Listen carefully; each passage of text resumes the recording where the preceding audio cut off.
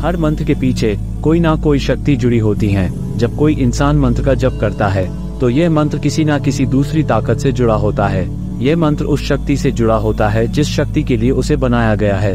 और तांत्रिक जब नेगेटिव एनर्जी मतलब किसी आत्मा को अपने वश में करने के लिए मंत्रों का उच्चारण करते हैं तो अपने चारों ओर एक सुरक्षा चक्र बनाते हैं। वो ये इसलिए करते हैं क्योंकि कई शक्तियां काफी उग्र होती हैं और वो तांत्रिक को भी नुकसान पहुंचा सकती हैं। लेकिन जब रक्षा कवच होता है तो वे मंत्र जपने वाले का कुछ नहीं कर पाती। तंत्र मंत्र विद्या कैसे सीखते हैं? आज हम आपको तंत्र विद्या सीखने से संबंधित जानकारी देने वाले हैं। आइए जानते हैं तंत्र मंत्र विद्या सीखने की विधि के बारे में। मित्रों, तंत्र मंत्र शस्त्र एक बहुत बड़ी विद्या है।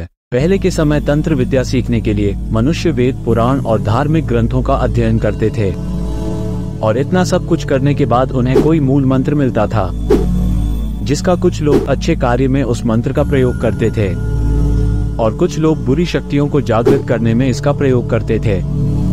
और ये मंत्र कभी कभी बहुत खतरनाक भी होता है। कई बार इसके सही प्रयोग नहीं होने पर इंसान पागल तक हो जाते हैं। लेकिन आपको ये भी समझ लेना चाहिए कि मंत्र और तंत्र ये सब कुछ कोई भी अलौकिक चीज नहीं है। ये सारा आध्यात्मिक विज्ञान है। भले ही विज्ञान इसको सिद्ध करने में अभी तक पूरी तरह से सफल नहीं हुआ हो, लेकिन आज विज्ञान इस बात को मान चुका है कि ये सब कुछ होता है और विज्ञान के अनुसार उसे नेगेटिव और पॉजिटिव एनर्जी कहते हैं। इस तंत्र की सहायता से यदि आप किसी आत्मा को उसका नाम लेकर भी पुकारते हैं तो उस आत्मा तक ध्वनि पहुंच जाती है। आइए जानते हैं कि तंत्र मंत्र विद्या सीखने का तरीका क्या है और इसके लिए आवश्यक गुण क्या है। दोस्तों, तंत्र मंत्र कोई बच्चों का खेल नहीं है। यदि आप तंत्र और मंत्र सिर्फ इसलिए सीखना चाहते हैं कि आपका जीवन सुख और शांति से बीते, जो आप चाहो उसे हासिल कर सके और किसी दूसरों को नुकसान ना पहुंचाएं, तो यह आप कर सकते हैं। ये बहुत आसान तरीका है। वैसे भी आजकल चमत्कार का जमाना है और जब तक आप कोई चमत्कार नहीं करते हैं कोई आपको मानेगा भी नहीं। तंत्र में निडर होना। यदि आप तंत्र मंत्र सीखने के लिए तैयार हैं तो आपको निडर होना जरूरी है। और जो लोग डरते हैं उनको इस काम के अंदर कभी भी सफलता नहीं मिल सकती है। यदि आप भूत प्रेत से डर जाते हैं, अंधेरे से डर जाते हैं तो आप इस काम को नहीं कर पाएंगे। हालांकि जरूरी नहीं है कि आप तामसिक साधनाएं करें। आप सात्विक साधनाएं करते हैं तो भी आपको निडर होना पड़ेगा। एक बार की बात है, एक साधक गणेश की साधना कर रहा था तो उस साधना के अंदर गणेश बहुत ही उग्र रूप में दिखाई दिए थे और साधना के अंदर गलती हो गई जिसकी वजह से वो पागल हो गया था।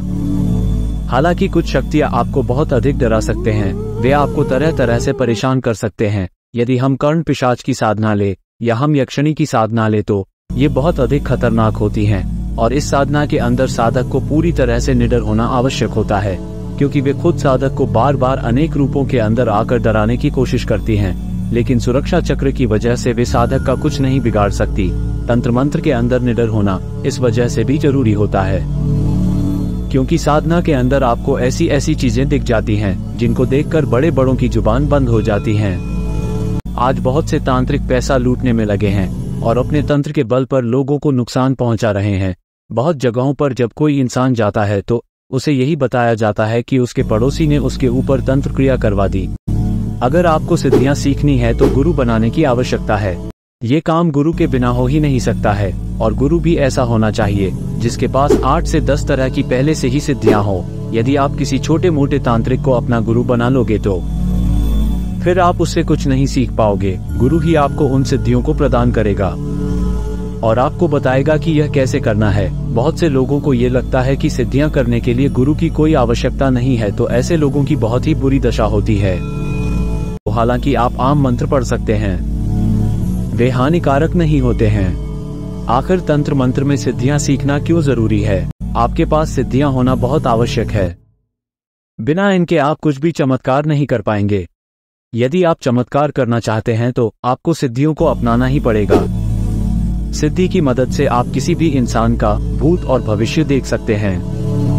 यदि आप यहाँ पर बैठे बैठे सामने वाले इंसान को उसके घर के बारे में बता देते हैं तो वो अपने आप ही यह मान जाएगा कि बाबा तो बहुत बड़े शिव पुरुष हैं। जैसे एक बाबा को कर्ण पिशाचनी सिद्धि थी। जैसा कि आपको पता ही होगा, कर्ण पिशाचनी प्रश्न का उत्तर कान के अंदर देती है। वो व्यक्ति किसी का भी बिना पूछे नाम, काम और सब कुछ बता देता था। आज भी बहुत सारे तांत्रिक ऐसे ही हैं जो किसी का भी भूत भविष्य बता सकते हैं। तंत्र मंत्र के दो प्रमुख साधनाएं मानी जाती हैं। एक मार्ग को वाम मार्ग कहा जाता है और दूसरा दक्षिण मार्गी होता है। हम ये भी कह सकते हैं कि साधना के दो तरीके हैं। एक आप देवता की साधना कर सकते हैं और एक असुरी ताकतों की साधना कर सकते हैं। आप इनकी मदद से तांत्रिक सिद्धियों को पा सकते हैं, लेकिन हम आपको यही सुझाव देंगे कि वाम मार्गी साधना ना करें, क्योंकि ये साधना नुकसानदायी हो सकती है। वाम मार्गी साधना मतलब असुरी शक्ति साधना की सबसे बड़ी खास बात यह होती है कि इसमें जल्दी ही सफलता मिल जाती है। बहुत से तांत्रिक जल्दी ही सफलता प्राप्त करने के चक्कर में वाम मार्गी साधना को अपनाते हैं, लेकिन यदि इसमें कोई गलती होती है तो आपका स्वास्थ्य बिगड़ सकता है। इसके अलावा दक्षिण मार्गी के अंदर मतलब देवता साधना की सफलता जल्दी ही नहीं मिलती है। इसमें समय लगता है, लेकिन नुकसान होने का खतरा नहीं होता है।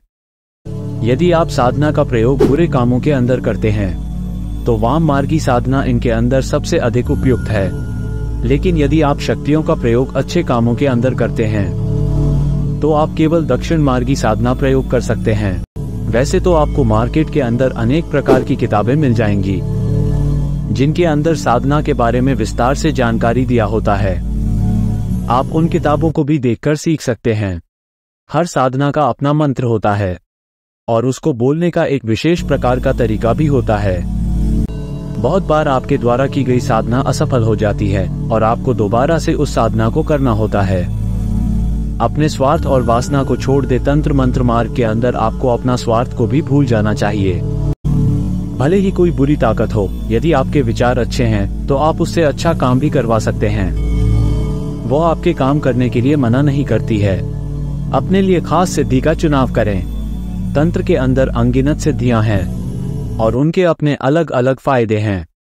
आप तंत्र मंत्र को सीख रहे हैं तो आप उन सभी सिद्धियों को नहीं कर सकते हैं, बस आपको केवल कुछ सिद्धियों का चुनाव करना होगा और यह वही सिद्धियां होनी चाहिए जिनको आपके गुरु जानते हो। जैसे कुछ लोग अप्सरा साधना करते हैं ताकि उनके लाइफ के अंदर सुधार आ सके। इसके अलावा कुछ लोग हनुमान साधना करते हैं ताकि उस साधना से भविष्य और भूतकाल को देख सकते हैं। इसके अलावा आप साधना का चुनाव सरल और कठिन भी चुन सकते हैं। आज भी तंत्र का बहुत गलत उपयोग किया जाता है, खासकर एक पड़ोसी दूसरे ही पड़ोसी के ऊपर तंत्र क्रिया करवाने में जुटा हुआ है। इसलिए हर घर के व्यक्ति को थोड़ा बहुत तंत्र क्रिया का ज्ञान होना ही चाहिए ताकि तंत्र की मदद से आसानी से वो अनेक प्रकार की समस्याओं का समाधान कर सकता है और छोटे मोटे रोगों का भी बहुत ही आसानी से उपचार कर सकता है। ऐसे कामों के अंदर कई काम आते हैं, जैसे किसी को बुखार का झाड़ा देना, सिर दर्द का झाड़ा देना और धन रोकने के टोटके करना, बिच्छू का झाड़ा देना, काले जादू का प्रभाव दूर करना। इस तरह की सामान्य क्रियाएं करना इस वजह से आसान होता है क्योंकि बस इनके अंदर या तो कुछ मंत्र होते हैं जिनको जप करना होता है या फिर कुछ टोटके होते हैं जिनको नियम के अनुसार करना होता है। इन टोने टोटकों की बहुत अधिक संख्या होती है। जो लोग तंत्र सीखना चाहते हैं उनको भी इनके बारे में पूर्ण ज्ञान होना बहुत जरूरी होता है। जो लोग तांत्रिक होते हैं उनके पास अनेक प्रकार की समस्याएं आती रहती हैं। जैसे कुछ लोग उनके पास वशीकरण के लिए आते हैं तो कुछ अपने ऊपर हुए ब्लैक मैजिक या काला जादू की समस्याओं के लिए भी आते हैं। उनको ताबीज बनाकर देना भी एक तांत्रिक का काम होता है।